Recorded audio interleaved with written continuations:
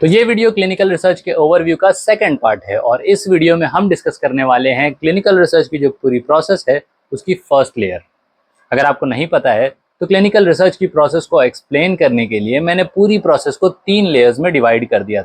तो पहली लेयर थी पीपल एंड ऑर्गेनाइजेशन, दूसरी लेयर थी क्लिनिकल प्रोसेस, जो प्रोसेस होता है क्लिनिकल रिसर्च का वो खुद प्रोसेस इटसेल्फ, और तीसरी लेयर थी डॉक्यूमेंट्स रिक्वायर्ड, यानी कि क्लिनिकल रिसर्च की पूरी प्रोसेस में कौन से डॉक्यूमेंट्स लगते हैं। तो आज हम बात करने वाले हैं फर्स्ट लेयर के बारे में, पीपल एंड ऑर्गेनाइजेशन। तो ऑब्वियस ही बात है, इस चीज़ को समझने के लिए हम इस पूरी वीडियो को 2 पार्ट में डिवाइड करेंगे, ऑर्गेनाइजेशन एंड पीपल, राइट। तो सबसे पहले बात करते हैं ऑर्गेनाइजेशन की, कौन सी ऑर्गेनाइजेशंस क्लिनिकल रिसर्च के अंदर काम करती हैं। तो ऑर्गेनाइजेशंस को ब्रॉडली देखा जाए तो 5 टाइप की ऑर्गेनाइजेशंस होती हैं: sponsor, CRO, research site, ethics committee और हमारी कंट्री की रेगुलेटरी बॉडीज। ये 5 ऑर्गेनाइजेशंस ब्रॉडली होती हैं। अब एक एक करके देखते हैं कि इनका क्या काम होता है और फिर उसके बाद मैं ब्रॉडली आप लोगों को एक्सप्लेन करूंगा कि एक दूसरे के साथ ये किस तरीके से काम करती है। ओके, तो सबसे पहले बात करते हैं स्पॉन्सर की। स्पॉन्सर वो कंपनी होती है या वो ऑर्गेनाइजेशन होती है जिसका अपना मॉलिक्यूल होता है, जिसे रिसर्च करनी होती है। फॉर एग्जाम्पल, ये कोई भी फार्मा कंपनी हो सकती है, ये कोई भी न्यूट्रास्यूटिकल की कंपनी हो सकती है, मेडिकल डिवाइस की कंपनी हो सकती है, या कोई बायोटेक कंपनी हो सकती है। जिस किसी कंपनी को भी जिसका अपना मॉलिक्यूल है जो उसने रिसर्च किया है और अब ह्यूमन ट्रायल्स करने हैं उसे, तो उस कंपनी को कहते हैं स्पॉन्सर। तो सारा खर्चा करने वाली है वो कंपनी जिसका अपना मॉलिक्यूल है, इसीलिए उसे कहते हैं स्पॉन्सर। ऑब्वियस सी बात है, बाद में वो कमाएगी भी उससे ही। तो ये बात हो गई स्पॉन्सर की। अब दूसरी ऑर्गेनाइजेशन होती है सीआरओ। इसे क्लिनिकल रिसर्च ऑर्गेनाइजेशन भी कहा जाता है या फिर कॉन्ट्रैक्ट रिसर्च ऑर्गेनाइजेशन भी कहा जाता है। इसका काम ये होता है कि ये स्पॉन्सर की मदद करती है क्लिनिकल ट्रायल को कंडक्ट करने में। या तो ये पूरा ट्रायल कंडक्ट करके देगी या फिर कोई एक सर्विस भी प्रोवाइड कर सकती है, जैसे डेटा मैनेजमेंट, फार्माकोविजिलेंस, या कोई भी पूरे क्लिनिकल ट्रायल में मेडिकल राइटिंग, कोई भी सर्विस भी प्रोवाइड कर सकती है या पूरा प्रोजेक्ट करके देगी। अब किस तरीके से काम करते हैं वो हम थोड़ी देर में समझते हैं। अब तीसरी ऑर्गेनाइजेशन है रिसर्च साइट। ये वो ऑर्गेनाइजेशन है जहां पर एक्चुअल में स्टडी होती है, जहां पेशेंट होते हैं, जहां ड्रग होता है और जहां पर स्टडी होती है। रिसर्च साइट जो है वो कोई भी हॉस्पिटल हो सकता है, कोई भी इंस्टीट्यूट हो सकता है जहां पर पेशेंट का एक अच्छा पूल है। फॉर एग्जाम्पल, कोई स्टडी है ऑन्कोलॉजी की, तो ऑन्कोलॉजी की स्टडी के लिए हम कहीं पर भी जाकर पेशेंट नहीं ढूंढेंगे, हमें वहां पर पेशेंट्स को ढूंढना है, उस रिसर्च साइट को सिलेक्ट करना है जहां पर ऑन्कोलॉजी के पेशेंट्स ज्यादा आते हैं। अब रिसर्च साइट पे ऐसे ही रिसर्च स्टार्ट नहीं हो जाती है, वरना कोई भी आएगा और रिसर्च करके जाएगा। तो इसी चीज को ध्यान में रखते हुए, इस चीज को कंट्रोल करने के लिए हर साइट की अपनी होती है एथिक्स कमिटी या फिर इंस्टीट्यूशनल रिव्यू बोर्ड। ये हमारी चौथी ऑर्गेनाइजेशन है।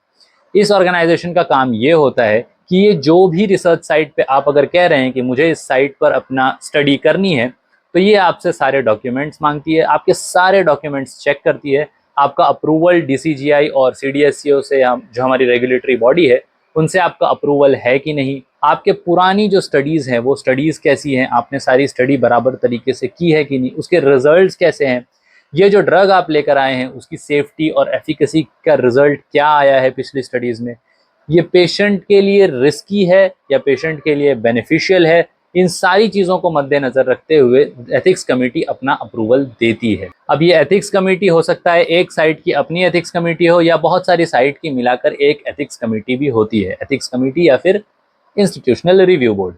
ओके, अब बात करते हैं 5वीं ऑर्गेनाइजेशन की, जो कि सबसे ज़्यादा इम्पॉर्टेंट है, क्योंकि ये ऑर्गेनाइजेशन की वजह से हमें भरोसा होता है कि जो भी फार्मास्यूटिकल प्रोडक्ट या फिर कोई भी तरीके का प्रोडक्ट फार्मा से रिलेटेड हमारी हेल्थ के लिए मार्केट में आ रहा है तो वो बेनिफिशियल है हमारे लिए। मैं बात कर रहा हूँ हमारी कंट्री की रेगुलेटरी बॉडीज़ के बारे में। हमारे इंडिया की जो रेगुलेटरी बॉडी है उसका नाम है CDSCO, central drugs standard control organisation.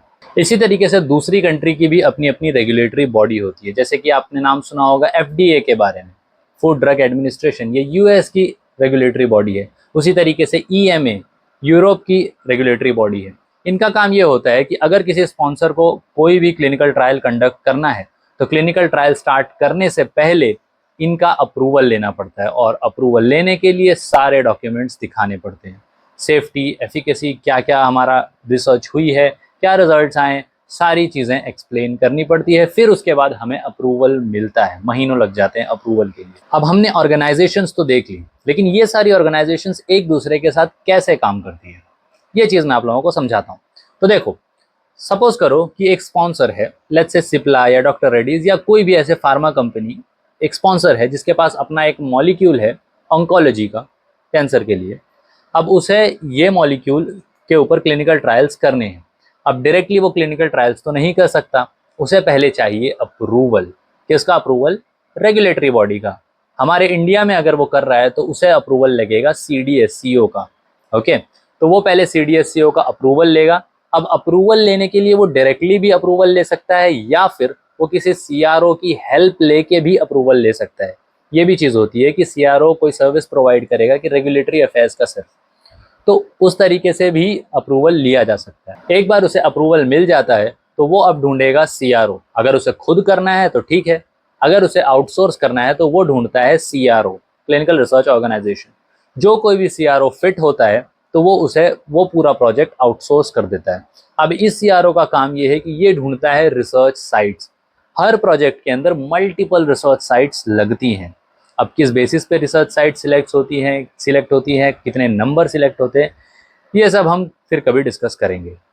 तो research site, multiple research site CRO select करता है। फिर उस रिसर्च साइट पे स्टडी स्टार्ट करने से पहले CRO का काम ये होता है कि वो एथिक्स कमिटी या फिर इंस्टीट्यूशनल रिव्यू बोर्ड उनसे परमिशन लेता है, सारा डॉक्यूमेंट्स दिखा करके, कि मुझे इस रिसर्च साइट पे जो पेशेंट है उनके ऊपर रिसर्च करनी है, ये क्लिनिकल ट्रायल करना है। एक बार एथिक्स कमेटी का अप्रूवल आ जाता है तो रिसर्च स्टार्ट हो जाती है। तो इस तरीके से सारी ऑर्गेनाइजेशंस काम करती हैं। सबसे पहले हमारी regulatory body, sponsor, CRO, research site और उनकी एथिक्स कमेटी। अंडरस्टूड? तो ये बात हो गई ऑर्गेनाइजेशन की। अब बात करते हैं लोगों की। कौन से लोग क्लिनिकल ट्रायल में काम करते हैं? देखो, वैसे तो क्लिनिकल रिसर्च के अंदर बहुत सारे लोग काम करते हैं, ऑब्वियस सी बात है, लेकिन अभी के लिए आप लोगों को जो समझना है वो 4 ही लोग हैं। सबसे पहला है PI यानी कि प्रिंसिपल इन्वेस्टिगेटर, दूसरा है CRC क्लिनिकल रिसर्च कोऑर्डिनेटर, और तीसरा है CRA क्लिनिकल रिसर्च एसोसिएट, और चौथा है प्रोजेक्ट मैनेजर। अब एक एक करके सबको देखते हैं। सबसे पहले बात करते हैं PI की। PI यानी कि प्रिंसिपल इन्वेस्टिगेटर। देखो, प्रिंसिपल इन्वेस्टिगेटर जो है वो एक ऐसी पर्सनैलिटी है जिसके अंडर ट्रायल होता है। कहाँ पर? साइट पर। हर रिसर्च साइट का अपना एक PI होता है जिसके अंडर में उस रिसर्च साइट पे पूरा ट्रायल कंडक्ट किया जाता है। ये PI जो है वो एक डॉक्टर होता है, एक फिजिशियन होता है, एक मल्टी स्पेशलिस्ट डॉक्टर भी हो सकता है। फॉर एग्जाम्पल, अगर मुझे कोई ऑन्कोलॉजी की स्टडी करनी है तो मुझे कैंसर के पेशेंट्स कहाँ मिलेंगे? किसी ऑन्कोलॉजिस्ट के पास, राइट, किसी कैंसर के डॉक्टर के पास। तो वो डॉक्टर जो है उसके थ्रू पेशेंट्स आते हैं। अब PI का काम सिर्फ पेशेंट तक का सीमित नहीं होता है, उसके सुपरविजन में पूरा ट्रायल होता है रिसर्च साइट के ऊपर। उस रिसर्च साइट से कोई भी डॉक्यूमेंट निकल रहा है, कोई भी डॉक्यूमेंट बन रहा है, तो उस PI की उसके ऊपर सिग्नेचर होती है। अंडरस्टैंड? तो ये बात हो गई PI की, बहुत शॉर्ट में मैंने आप लोगों को बता दी। दूसरा है CRC क्लिनिकल रिसर्च कोऑर्डिनेटर। ये एक ऐसा बंदा होता है जो रिसर्च साइट पर मौजूद होता है। हर रिसर्च साइट का अपना एक CRC होता है। CRC का काम ये होता है कि वो एक्शन करता है, मतलब PI का काम ये होता है कि वो सारी चीज़ों को ध्यान देता है, सारी चीज़ें कहता है, बट काम करने का काम CRC का होता है। पेशेंट के रिक्रूटमेंट से लेके, पेशेंट की काउंसलिंग से लेके, पेशेंट का सारे वाइटल्स चेक करना, पेशेंट को दवाइयाँ देना, उसका डेटा फीड करना डेटा एंट्री प्लेटफॉर्म्स पे, या फिर पेपर CRF है तो उस पे। तो ये सारा काम CRC का होता है। साइट पर बराबर तरीके से ड्रग मौजूद है कि नहीं, किट बराबर तरीके से पेशेंट के लिए मौजूद है कि नहीं, सारी चीज़ों को ध्यान देना होता है CRC को।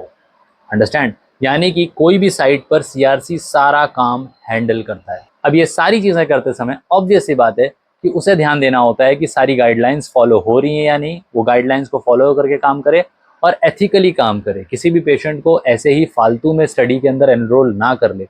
पेशेंट अगर विलिंग है तो एनरोल करे। अंडरस्टैंड? अब तीसरी जो पर्सनैलिटी है वो है CRA क्लिनिकल रिसर्च एसोसिएट। अब ये बंदा हमेशा साइट पे मौजूद नहीं होता है, लेकिन जैसी भी स्टडी की रिक्वायरमेंट होती है ये विजिट करता रहता है हर साइट के ऊपर। एक CRA को बहुत सारी साइट्स अलॉट की जाती हैं, वो हर साइट पर विजिट करता है और उसका काम ये होता है कि चेक करना है उसे सारी चीज़ें बराबर तरीके से हो रही हैं कि नहीं, गाइडलाइंस फॉलो हो रहे हैं कि नहीं, प्रोटोकॉल के हिसाब से पूरी स्टडी हो रही है कि नहीं, टाइमलाइंस बराबर तरीके से फॉलो की जा रही है कि नहीं, जो PIP है हमारा, जो ड्रग है इन्वेस्टिगेशनल प्रोडक्ट, वो सारे बराबर तरीके से स्टोर किए हुए हैं कि नहीं, बराबर तरीके से पहुँचे हैं कि नहीं, उसे जाना होता है। ये सारी चीज़ें मेक श्योर करनी होती है कि साइट बराबर तरीके से वर्क कर रही है कि नहीं, जिस हिसाब से प्रोटोकॉल में है, गाइडलाइन में है और एथिकली। उसके अलावा उसका सबसे इंपॉर्टेंट काम एक और होता है मॉनिटरिंग विजिट्स में। देखो CRA की कई टाइप की विजिट्स होती है, PSSV, SIV, IMV, COV और ऐसी बहुत सारी चीज़ें हैं जो मैं आप लोगों को यहाँ पर अभी नहीं बता सकता, क्योंकि अगर डिटेल में जाएंगे तो बहुत ज़्यादा टाइम लगेगा। अंडरस्टैंड? तो उसके लिए हम कभी मास्टर क्लास रख लेंगे, देखते हैं ये वीकेंड में या नेक्स्ट वीकेंड में, जैसा भी प्लान बनता है। ओके, मैं आप लोगों को अपडेट कर दूंगा। अपलोड क्या होता है? मैं आप लोगों को अपडेट कर दूंगा। आप फॉलो कर लीजिए इंस्टाग्राम पे, वहाँ पर अपडेट्स आ जाते हैं ईजिली। और इसे भी सब्सक्राइब कर ही लो यार, फ्री है ना। अब CRA जो है, जो अपने IMV के टाइम पे यानी मॉनिटरिंग विजिट के टाइम पे जो काम करता है वो होता है सोर्स डेटा वेरिफिकेशन। यानी कि पेशेंट का जो भी डेटा आ रहा है, लैब रिपोर्ट या जो भी वाइटल्स, पेशेंट ड्रग लेने के बाद जो भी डेटा आ रहा है, तो CRC इनपुट डालता है, बट उस इनपुट को भी वेरीफाई करने का काम होता है CRA का। मतलब लैब रिपोर्ट और जो CRC ने फीड किया है डेटा, उन दोनों को वो वेरीफाई करता है कि सही है कि नहीं, एरर्स तो कहीं नहीं है। तो एक तरीके से ये एरर्स को कम करने के लिए प्रोसेस की जाती है। अंडरस्टैंड? अब चौथा जो पर्सन है वो है प्रोजेक्ट मैनेजर। इसका काम ये होता है कि ये पूरी स्टडी को मैनेज करता है स्टार्ट से लेके एंड तक। याद रखो, क्लिनिकल रिसर्च के जो भी फेजेस हों, हर फेज के अंदर 3 स्टेजेस में स्टडी होती है। Study startup, study conduct and study close out. तो हर स्टेज को मैनेज करने का काम होता है प्रोजेक्ट मैनेजर का। अब ये प्रोजेक्ट मैनेजर या तो स्पॉन्सर का हो सकता है अगर उसने आउटसोर्स नहीं किया है तो, या तो फिर ये CRO का प्रोजेक्ट मैनेजर होता है। इसका काम ये होता है कि प्रोजेक्ट मिलने के बाद क्लिनिकल स्टडी का पूरा प्लान बनाता है ये, और उसके बाद से लेके क्लोज आउट तक, स्टडी कंप्लीट होने तक का पूरा प्लान बनाता है और पूरी स्टडी को मैनेज करता है। कौन सी रिसर्च साइट्स हमें सिलेक्ट करनी है, कौन से PI सिलेक्ट करने हैं, कौन से CRC रहेंगे कहाँ कहाँ पर, कौन से CRAs की कितनी मॉनिटरिंग होगी, कितनी मॉनिटरिंग करनी है, सारी चीज़ों को मैनेज करने का काम होता है प्रोजेक्ट मैनेजर का। इसी के अंडर में प्रोजेक्ट पूरा स्मूथली वर्क करता है। अंडरस्टैंड? तो इन शॉर्ट, आसान भाषा में बोला जाए तो प्रोजेक्ट मैनेजर अपने शोल्डर्स पे पूरे प्रोजेक्ट को कैरी करता है। तो ये हो गए 4 इंपॉर्टेंट पर्सन्स, और ऐसे बहुत सारे लोग हैं डेटा मैनेजमेंट के डोमेन और PV का डोमेन, मेडिकल राइटिंग का डोमेन, बहुत सारे लोग इंक्लूडेड होते हैं क्लिनिकल रिसर्च के अंदर। तो ये तो बात हो गई पीपल और ऑर्गेनाइजेशन की, लेकिन अगर आपको प्रोसेस ही नहीं पता है तो आप लोगों को क्लिनिकल रिसर्च का कुछ भी समझ में नहीं आएगा। और अगर आपको कोई भी क्वेरी है तो ये वाली वीडियो चेकआउट करो, मैंने बहुत ही इजीली आप लोगों को एक्सप्लेन किया है पूरी प्रोसेस। अंडरस्टैंड? बाकी नेक्स्ट वीडियो में डॉक्यूमेंट्स के ऊपर लेकर आ रहा हूँ, तो उसके लिए सब्सक्राइब भी कर लो। और कुछ भी आप लोगों के डाउट्स हैं अगर करियर को लेकर, तो कमेंट करना मत भूलना। मिलते हैं नेक्स्ट वीडियो में।